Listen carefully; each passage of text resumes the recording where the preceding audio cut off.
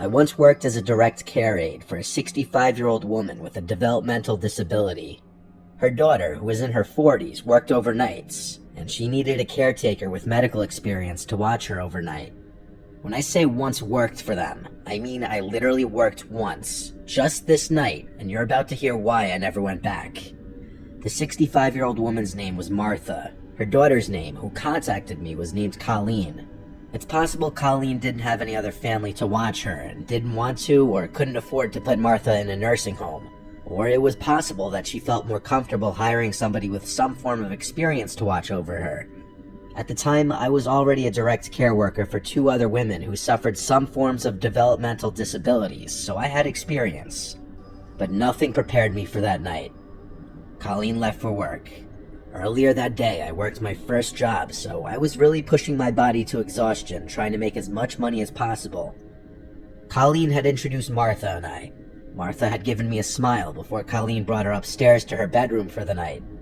It was around 9 p.m. Colleen told me that Martha would sometimes walk around the house at night acting confused, and I'd need to calm her down and bring her back to her room. She specifically addressed this not to be a form of sleepwalking when I asked. She said it's one of the symptoms of her mother's dementia. I told her to rest assured that I'd know how to handle it. I spent my time initially in the living room, catching up on my show. These jobs aren't super glamorous, and for the most part, it is a lot of sitting around. I heard footsteps from upstairs. I went to the stairway and looked up the stairs, then called Martha's name, asking if she needed anything. She didn't answer. I heard her footsteps go back to her room, and then the door closed. Maybe she went to the bathroom. I went back to the living room and watched some more TV. It was maybe an hour later that I got up to grab my sandwich that I brought from the fridge. As I left the kitchen with a plate and my sandwich to go back to the couch, I nearly had a heart attack and dropped the plate when I saw Martha standing at the doorway. Glass shattered everywhere. I apologized to her and asked if she was okay. She started yelling at me, "Who are you?" I reminded her who I am. I'm her direct care worker here to make sure she's okay. Everything she said at this point was in a loud scream. "Why are you here? I don't know you," things of that nature. I reminded her that we had just met, and that her mother Colleen hired me to watch her and the house. This seemed to work for long enough for me to get her to come back upstairs with me and to her room. I brought her up a glass of water and some melatonin and clonazepam. I made sure she took both before going back downstairs. After a few hours, I was absolutely exhausted. I had to get a couple hours of shut-eye. There was a spare bedroom upstairs with a twin-size bed where Colleen said I could rest if needed. I felt like at this point Martha was asleep for the night from the melatonin. I fell asleep within minutes, but I was asleep for only maybe an hour.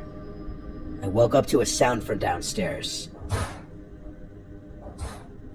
It was this repeated slamming. Every 1 to 2 seconds, something from downstairs was being slammed. I jumped out of the bed. I had left the bedroom door open so that I'd hear anything if Martha got up. Case in point right here. When I got to the stairs, I realized the slamming was coming from the kitchen. I walked down the stairs in as quick of a speed as I could while still remaining quiet. Getting to the bottom, I peered around the opening to the kitchen, and what I saw was like a scene from a scary movie I'd seen before.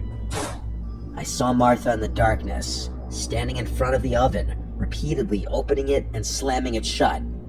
It was horrifying. When I say I saw Martha, I really only saw her silhouette. It was that dark in the kitchen. I said "Martha" really loudly, and she stopped, turned to her left at me, shut the oven door one final time, and started walking towards me, towards the stairs. I said in a now softer, kind of scared-sounding voice, "Are you okay?" She got close enough to me where I could now see her facial features, and she looked at me with this blank expression, then walked right past me and started walking up the stairs. I followed her upstairs, but as soon as she got to her room, she slammed her door shut. I knocked on the door saying, "Martha, are you alright?" She didn't respond. I quietly opened the door just to peek inside, and I saw Martha at the side of her bed, just standing facing the wall. I've seen a lot, but this was some pretty unsettling behavior that I feel like is the exact kind of stuff you'd see in some scary movies, like I mentioned before. I walked over to her and gently eased her into the bed. When she was laying down, I covered her, and for what I was hoping would be the final time, I said goodnight, Martha, and shut her door. I went across the upstairs to the spare room and went back to bed. I purposely tried not to fall asleep for at least half an hour just in case she'd wake up again, but I don't even know if I made it that long. All I know is I fell asleep pretty freaking quickly. I woke up once again, however much later. The room was still pitch black, and the 1-hour alarm I set had not yet gone off. I looked around the room, wondering what woke me up. I didn't see what it was until I heard a sound from inside the closet. I then noticed the cracked open closet door, and the black shadow of a head peeking out of the closet. Again, I almost had a heart attack. I said, "Martha." She didn't answer.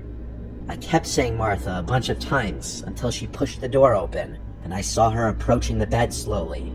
She started saying what she was saying hours ago again. "Who are you? I don't know you." As she got closer, I tried calming her down, reminding her who I am. I reached for the lamp next to the bed and fumbled with it until it turned on. Martha was holding a huge kitchen knife in her hand. At this moment, everything changed. Martha was now a threat to my life, and I had to worry about myself, not her. I screamed at this point. Martha, put the knife down. I guess my scream stressed her out because she got closer and started screaming back at me, still repeating, "I don't know you." I wasn't going to attempt to calm down a knife-wielding dementia patient. That was not in any job description. I mapped out a way to run around her in the bedroom, and I went for it. I jumped off the bed on the side further from her, and she screamed again, "Who are you?" She swung the knife at the air as I ran past her. It was a slow and weak swipe from what I saw, but nonetheless showed that she had intentions of actually using it. I got downstairs and grabbed my shoes and went outside. Instead of calling 911, I called Colleen as she requested I do if there's an issue. I was courteous in doing this because getting law enforcement involved is never doing anyone any favors. Colleen was yelling into the phone at me not to leave her, and honestly I yelled back that she attempted to kill me and that I didn't call the police. She had to leave work, of course. I stayed outside of the house, making sure Martha didn't go anywhere until Colleen returned. When Colleen went inside, Martha was back in her bed asleep. Colleen went as far as accusing me of exaggerating the whole thing until she found the knife next to Martha's bed. To not give her any more fuel to blame me for any of this, I left out the fact that I ever went to sleep. But that doesn't mean that I felt in any way I did anything wrong. Colleen even offered me that room to sleep. I never worked in that house again.